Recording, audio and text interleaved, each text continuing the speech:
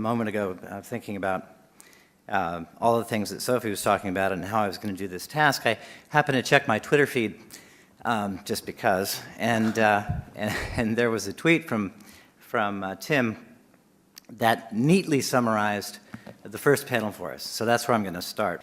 So Tim said in his tweet, if we A, educate women, and B, avoid war, then we C, might enjoy the bumper card ride, D, forever.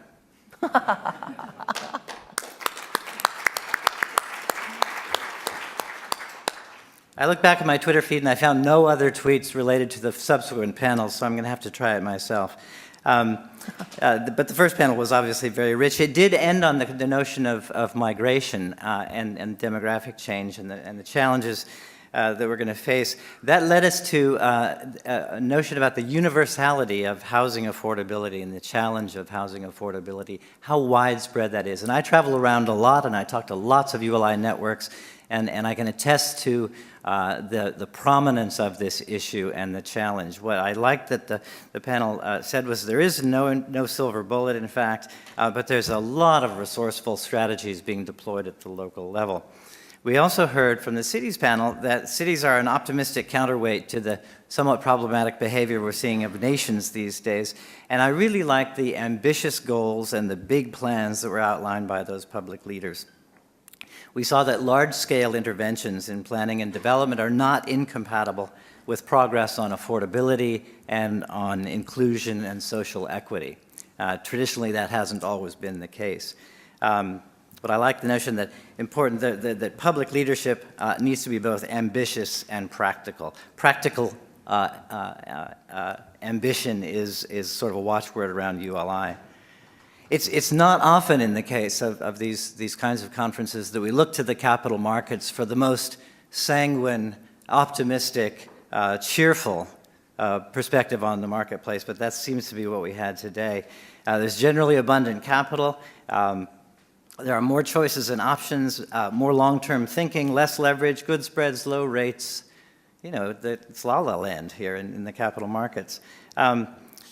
I also like that there was continued careful exploration of the emerging markets, but really, I think a capital markets panel that provided a nice perspective on the role of real estate in today's financial climate.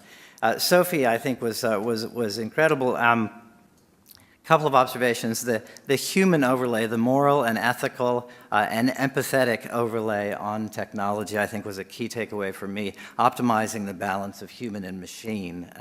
And then, of course, the final note on experience is the currency, and real estate, real real estate, competing with virtual real estate was an amazing challenge. As Tom noted to me a minute ago, we might make 100 square feet feel like 5,000 square feet.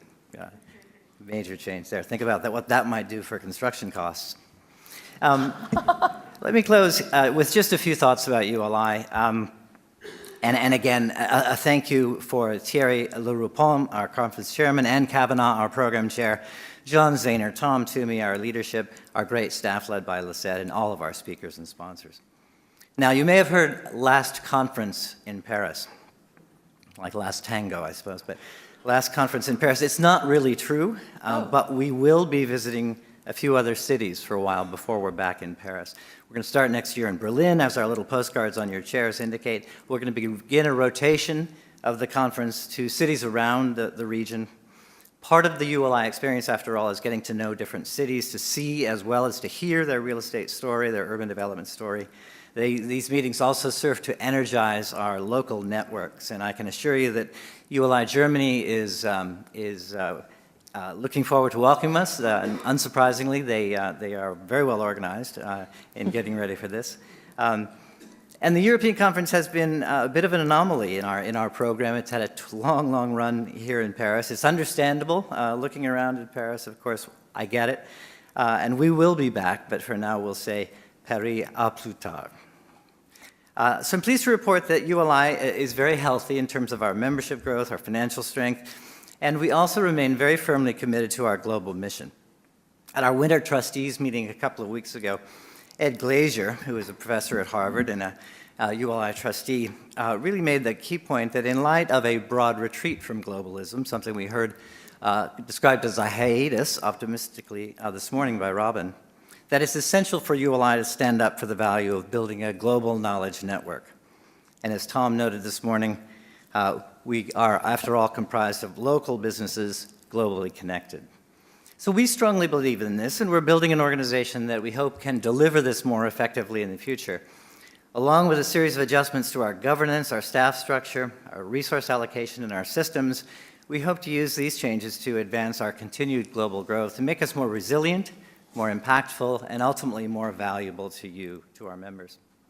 Now, we welcome participation in these events by everyone, but ULI, as you know, is a membership organization, and the value of the organization is really nothing more or less than the collective experience and wisdom of our members.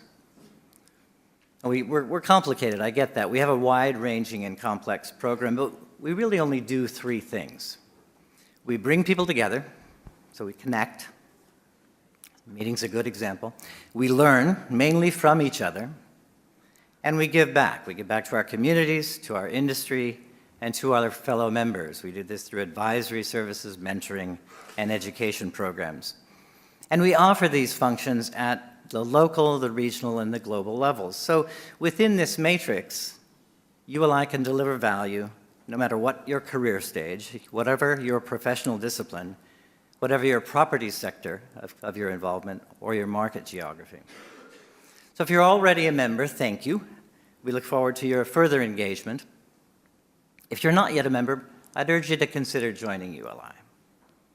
And finally, we welcome your feedback. We'll be sending a survey out to all of the attendees at the meeting. We look forward to hearing back from you on what you liked, what we can improve, and your ideas for future conferences and programs.